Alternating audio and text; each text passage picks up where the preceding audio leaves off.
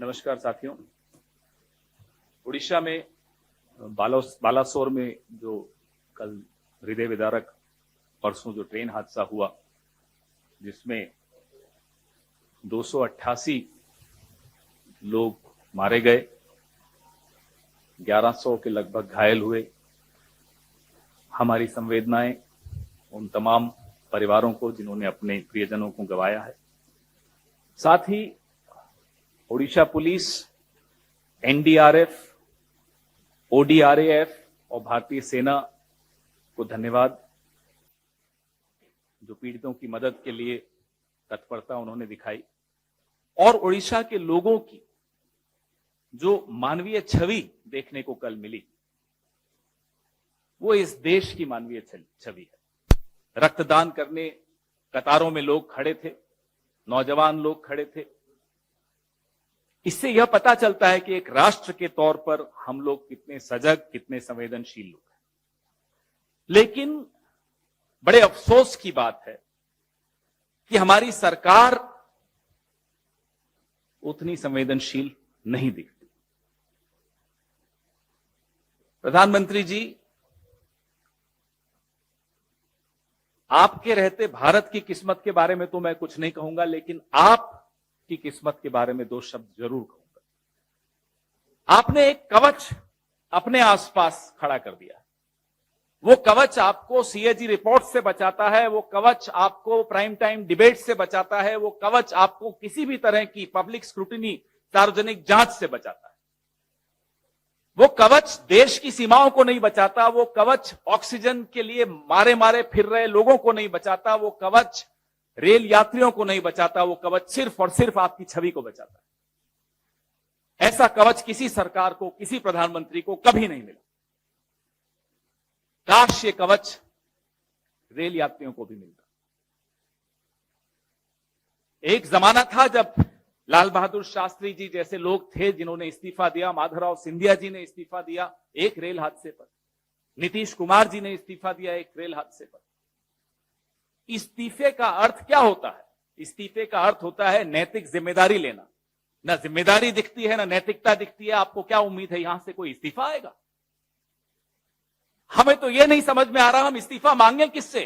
वो व्यक्ति जो एक छोटे से रेलवे स्टेशन की भी हरी झंडी दिखा के उद्घाटन करते हुए दिखता है, वो, या वो जो कल सुबह से अपनी पब्लिसिटी में लगे हुए हों, टोपी पहन के कैमरा लेकर घूम रहे हों, किसका इस्तीफा मांगे हम?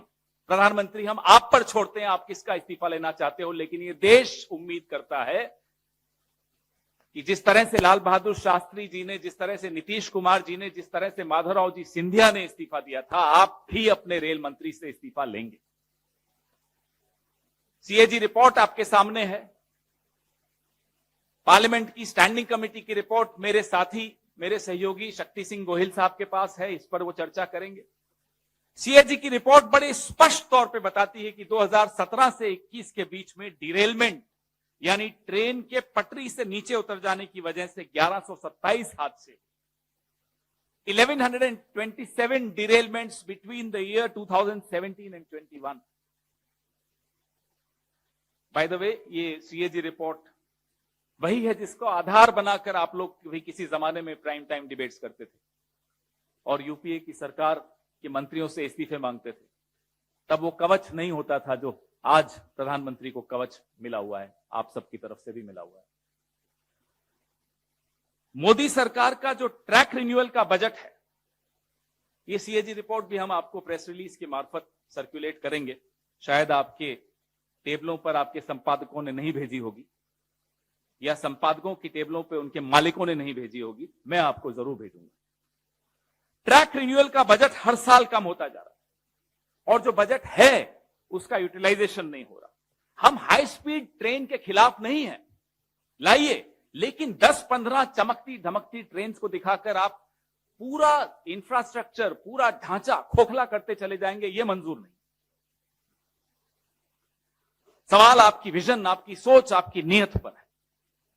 रेल मंत्री के ट्विटर रिप्लाईज अगर आप देखें तो जो आम डब्बे होते हैं, जनरल डब्बे होते हैं, बोगियां होती है, उनकी स्थिति आपने देखी होगी। यही कोरोमंडल एक्सप्रेस का कुछ दिनों पुराना अगर आप रेल मंत्री की टाइमलाइन पर जाएंगे तो आप देखेंगे वीडियोस, सांस लेने की जगह नहीं होती। यह है असलियत। आप वंदे भारत की 5-6 वो दिखा दिखाकर क्या बताना चाहते हैं कि पूरी भारतीय रेल ऐसी चल रही है? 70 साल अलग अलग सरकारों ने भारतीय रेल को एक भरोसे की सवारी बनाया था। आप मित्रजाल में फंसकर आम नागरिक की चिंता छोड़कर सिर्फ और सिर्फ चमकती धमकती पीआर के ऊपर के चक्कर में पड़ गए। खुद रेलवे मंत्रालय की रिपोर्ट बताती है कि रेल विभाग में 3,12,000 भर्तियां खाली पड़ी। रेल का बजट आपने खत्म कर दिया, भर्तियां आप भर नहीं पा रहे। हमारा इतिहास तो देख लीजिए, उससे तो सीख लीजिए कि कैसे जिम्मेदारी लेते थे, कैसे नैतिकता थी। लेकिन अब आपको एक नीति छोड़नी पड़े, प्राण जाए पर पीआर न जाए, यह नीति छोड़नी पड़े। अभी 9 फरवरी को शक्ति भाई और मैं अभी चर्चा ही कर रहे थे, 9 फरवरी को यह एक आंतरिक रिपोर्ट है जो ऐसा ही हादसा होते होते बचा, उसके पश्चात की रिपोर्ट है। ये रिपोर्ट भी मैं आपको सर्कुलेट कर रहा हूं, हस्ताक्षर हैं इस पे साउथ वेस्टर्न रेलवे के एजीएम के, principal chief operations manager South Western Railway. जब वो बता रहे हैं कि ये सिग्नलिंग जो इंटरलॉकिंग सिस्टम है इसमें खोट है, अगर जल्दी ही इस खोट को दूर नहीं किया जाए तो इस तरह के हादसे होते रहेंगे। 9 फरवरी को ये रिपोर्ट सर्कुलेट हुई रेलवे मिनिस्ट्री में। उसके पश्चात क्या कदम उठाए गए ये भी हम जानना चाहते हैं। इससे पहले कि शक्ति सिंह गोहिल जी स्टैंडिंग कमेटी की रिपोर्ट पे चर्चा करें, हमारे 3 सवाल। क्या प्रधानमंत्री जी इस सदी के सबसे भयावह रेल दुर्घटना की जिम्मेदारी लेंगे? नंबर 2, क्या प्रधानमंत्री जी अपने रेलवे मिनिस्टर श्री अश्विनी वैष्णव का इस्तीफा लेंगे? हमारी यह स्पष्ट मांग है कि रेलवे मिनिस्टर को तुरंत नैतिक जिम्मेदारी लेते हुए इस्तीफा देना चाहिए।